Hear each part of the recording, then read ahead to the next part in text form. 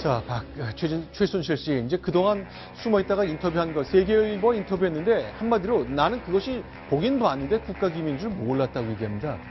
글쎄, 이 정도의 문제인식인가요? 아니면 실제로 솔직하지 못한 건가요? 박세윤 기자가 좀 간단히 좀 정리를 해주시기 바랍니다. 세계일보, 독일에서 인터뷰한 거죠? 네, 그렇습니다. 독일에서 인터뷰를 했는데요. 지금 최순실 씨 관련 의혹이 핵심은 네 가지입니다. 이 대통령 연설문을 수정을 했느냐, 그리고 외교 안보 문서, 극비 문서를 열람을 했느냐, 그리고 인사청탁에 개입을 했고, 그래서 인사에 직접적인 영향을 미쳤느냐, 그리고 미르 K스포츠 재단에 관련해서 각종 특혜를 이용했느냐, 그리고 100%냐, 뭐 이런 지금 의혹들이 지금 나오고 있는 상황이거든요. 일단 대통령이 하게 될 연설문을 수정을 직접 했느냐, 여기에 대해서 답을 내놨는데 글쎄요, 인정을 했습니까? 지금 대통령이 딱 얘기한 수준으로만 인정을 했습니다. 지금 대통령 같은 경우에는요, 이 연설문 수정과 관련을 해서 어떻게 말했는지 보시면 대선 때 연설문 홍보물에 도움을 받았고 취임 후에 일정 기간 일부 자료의 의견을 들었다 이렇게 얘기를 했잖아요. 이 부분에 대해서 최순실 씨는 이렇게 얘기했습니다.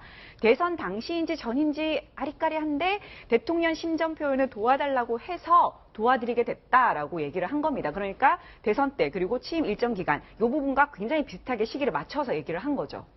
일단 내가 조금 봤는데 대통령이 마음 상태, 심정 표현을 좀 도와달라고 해서 그러니까 그 정책이나 그 정치적 메시지의 본질하고는 무관하게 조금 막 표현만 봤다.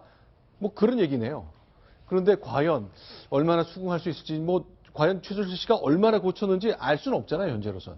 정도를 알 수는 없지만 네. 심정 표현을 도와달라는 말이 무슨 뜻이겠습니까?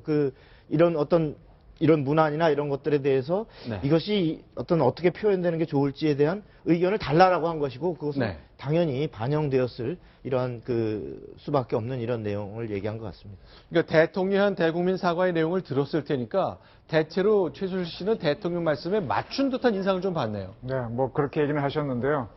제가 저 대통령 연설 관련해서 가장 큰 사건 하나 말씀드릴게요. 네. 1997년인가요? 김영삼 대통령이 취임할 때 취임사에 보게 되면 그 유명한 문장이 있습니다.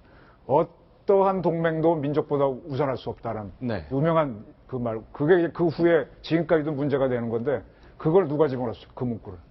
그건 YS가 아니요. 그것 한한상 통일부 장관인가요? 정확하게 설명 안 하겠습니다. 근데 하여간 분명히 외부인이 집어넣었습니다. 처음에 외부인이 집어넣었다? 아니.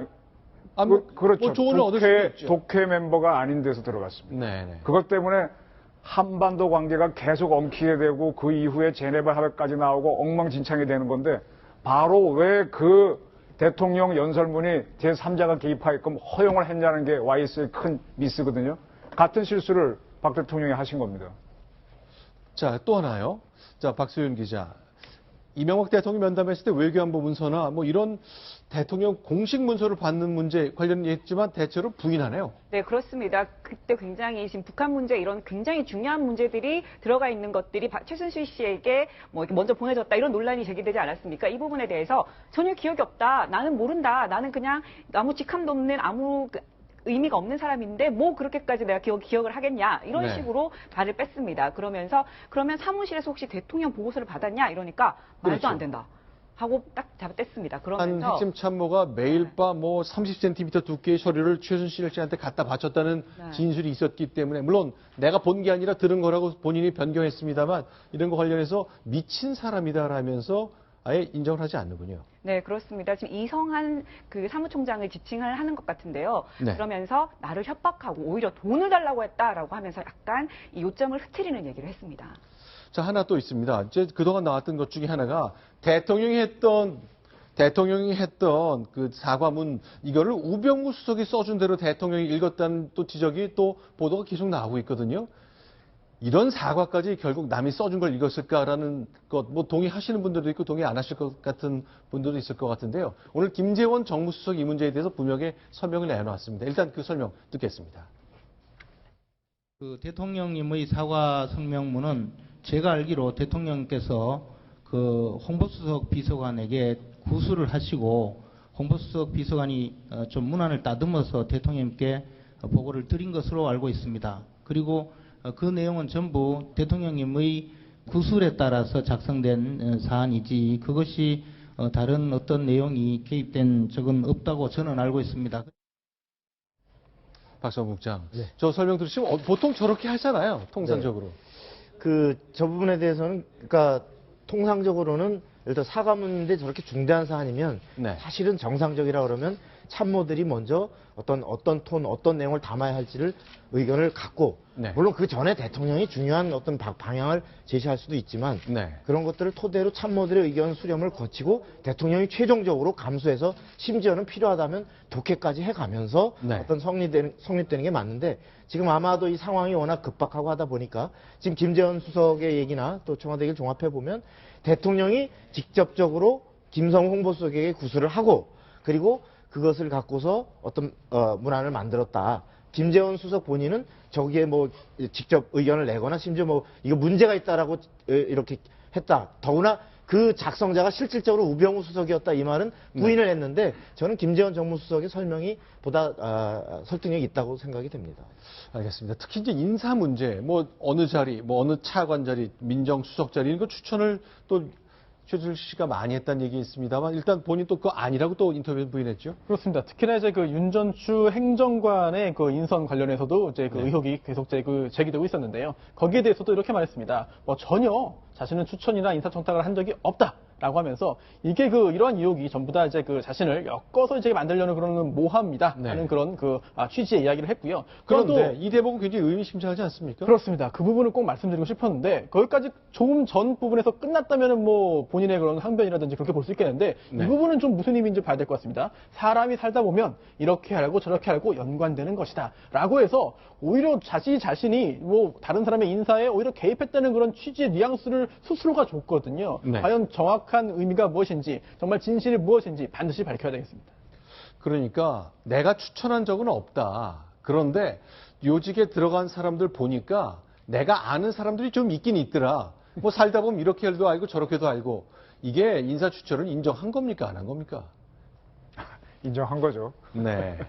뭐 굉장히 부인하기 어려운 여러 가지 정황 증거 있기 때문에 이런 식으로 좀 빠져나가려고 한 것 같습니다. 일단 글쎄요.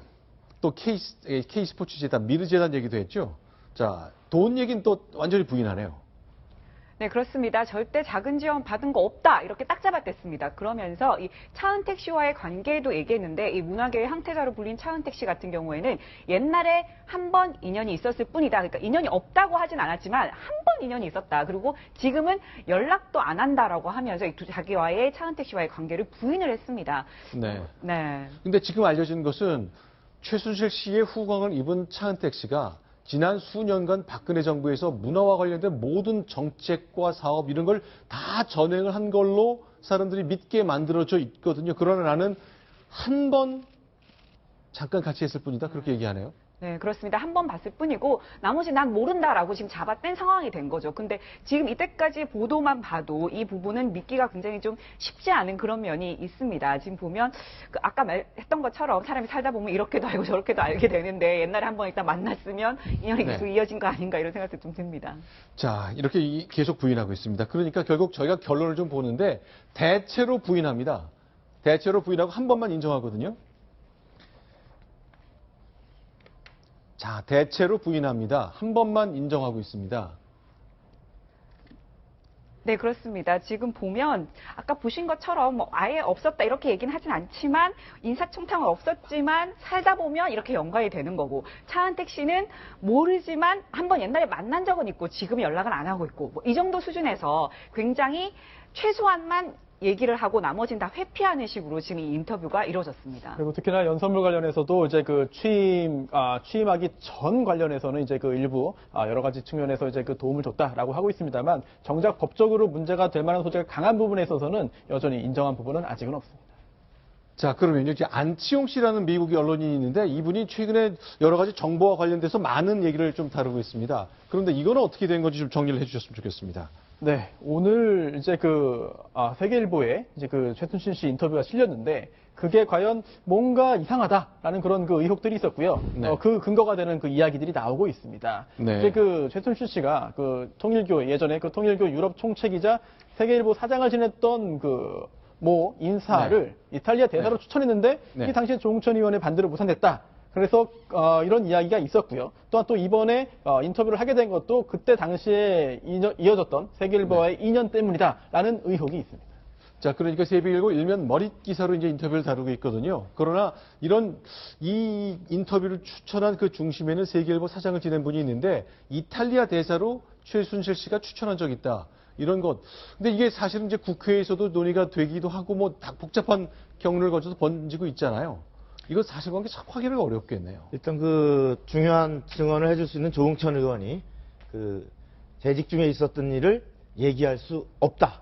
네. 이렇게 얘기하면서 사실 시인도 부인도 하지 않는 이런 상황이기 때문에 정확한 진상을 규명되기 어렵고 세계일보 측은 아주 강하게 부인하고 있습니다. 이 자체가 그러한 주장 자체가 음해다. 그 최순실 씨 인터뷰는 어려운 시도 끝에 긴박한 상황에서 이루어졌고 세계일보 편집국은 언론 보도의 본령을 지키기 위해서 의지와 고민을 놓지 않고 있다. 앞으로도 이런 자세를 견지할 것이다. 이런 취지로 반박 설명을 내놨습니다. 어떻습니까? 이제 세계일보 인터뷰는 했습니다만 이제 전체적으로 뭐 다 부인하고 있고 뭐 풀리는 게 아무것도 없는 상황입니다. 그러나 이제 최순실 씨가 돈 버는 문제 뭐 이런 것 때문에 정부의 문서까지 활용했다는 얘기가 나오면서 일은 더 복잡하고 꼬여만 가고 있지 않습니까? 자, 먼저 저희가 하나 보여드리겠습니다. 저희가 좀 쭉쭉 설명해 드릴 건데요. 자, 4월, 7월 사이에 뭐 부동산을 빨리 팔고 가는 듯한 인상이 좀 보였죠? 네, 그렇습니다. 강남구 신사동 요지에 있는 지하 2층, 지상 7층 규모의 빌딩이 있었는데요. 이걸 최순실 씨가 가지고 있습니다. 그런데 이미 4월에 이제 그 매물로 내놨습니다. 신사동에 있는 건물이죠? 어떻게 생겼는지 궁금하네요. 예, 화면이 나올 것 같은데요. 일단 그 4월에는 250억에 내놨는데 그게 좀 팔리지 않자 가격을 점점점 내려가지고 이제 7월 달에 이제 그 검찰 수사가 이제 이제 조여오자, 수사망이 조여오자 이제 200억으로 이제 내리긴 했는데요. 아직까지 팔리지는 않았고요. 그 예전에 이미 이번에 문제가 불거지고 검찰이 움직이기 전인 4월부터 내놨다는 것이 혹시라도 정상적인 거래가 아니라 급히 해외로 이제 떠나기 위한 우리나라의 생활을 정리하기 위한 시도를 이미 4월부터 한 것이 아니냐라는 그런 의혹도 있습니다. 자, 실제로요, 최순실 씨 가족에 대한 것이 하나둘씩 나오고 있습니다. 실제로 이제 오랫동안 단골로 다니던 목욕탕이 있었다는 얘기인데, 거기서 세신사 아주머니의 관계에서 이 최순실 씨가 남겼던 흔적 같은 게 좀 보이고 있죠. 네, 그렇습니다. 이 세신사 같은 경우에 저희 동아일보 기자가 직접 찾아가서 만나봤는데요. 20년 가까이 이 최순실 모녀를 봤다고 합니다. 그런데 이 세신사는 이 최순실 씨를 참 별난 여자다 이렇게 기억을 했습니다. 네. 1시에 예약해놓고 2시간 뒤인 3시에 와가지고도 이 손님 밀어내고 나부터 밀어달라. 왜 지금 당장 해주지 않느냐라고 행패를 부린 적이 많다 이렇게 얘기를 했고요. 이게 여기죠. 지금 보이는 무슨 쑥탕 이렇게 생긴 곳이네요. 네, 그렇습니다. 지금 지하로 내려가면 솔직히 간판도 잘 없어요. 근데 네. 그런 곳인데 들어가서 지금 그 세신을 하는 곳이거든요. 보시면 그런데 뭐 마사지도 하고 하는 그런 곳입니다. 보시면 마사지 한번 하는 비용이 15만 원 가까이 되거든요. 꽤 비쌉니다. 그래서 이제 세신사 기억으로는 최순실 씨가 때려 한 20분 정도 밀다가 됐어 그만해라고 하면서 확 나가버리고 그래서 굉장히 기분은 좋지 않았지만 한 번에 한 15만 원 정도 거금을 툭툭 쓰고 가니까 좀 참았다. 돈을 벌 수 있으니까 참았다. 이런 얘기를 했습니다.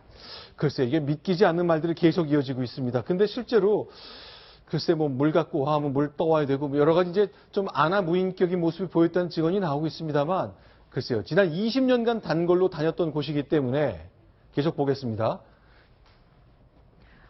네, 보시면요. 이 세신사가 딸 정유라 씨에 대해서도 얘기를 했습니다. 굉장히 안 좋은 기억을 좀 갖고 있었는데요. 보시면 이 정유라도 인성이 덜 된 아이다. 이렇게 표현을 했습니다. 그러니까 8살 때면 굉장히 오랫동안 정유라 씨를 봐왔던 거죠. 자, 8살 때 자기가 기억하기로는 세신을 하다가 이 정유라 씨한테 아줌마가 때를 밀어줄 테니까 좀 누워봐라고 얘기를 했더니 정유라 씨가 어떻게 행동을 했느냐. 네. 뭐라고요? 하면서 이 세신사에 뺨을 때렸다고 합니다. 그러자 이 정유라 씨랑 같이 온 사촌이 유연이가 그러니까 그때 이름을 개명하기 전이니까 유연이가 아줌마를 때렸다요 하면서 놀렸다 하면서 굉장히 안 좋았던 기억을 얘기를 했습니다. 자, 8살 아이인데 뭐 옛날 얘기입니다만 글쎄요. 10년도 더 지난 일입니다만 지금 이 화면에 보시는 이곳에서 벌어졌던 일인 건데 글쎄요. 일단 세신사 아주머니가 이렇게 기억하시는 그 장면이 있는데 오늘 아침에 나온 동아일보 기사를 보고 저도 깜짝 놀랐습니다. 이곳 압구정동인가요? 논현동인가요? 강남에 있는 곳인데 굉장히 허름한 곳입니다만 오래된 곳 저희 모습을 좀 봤습니다.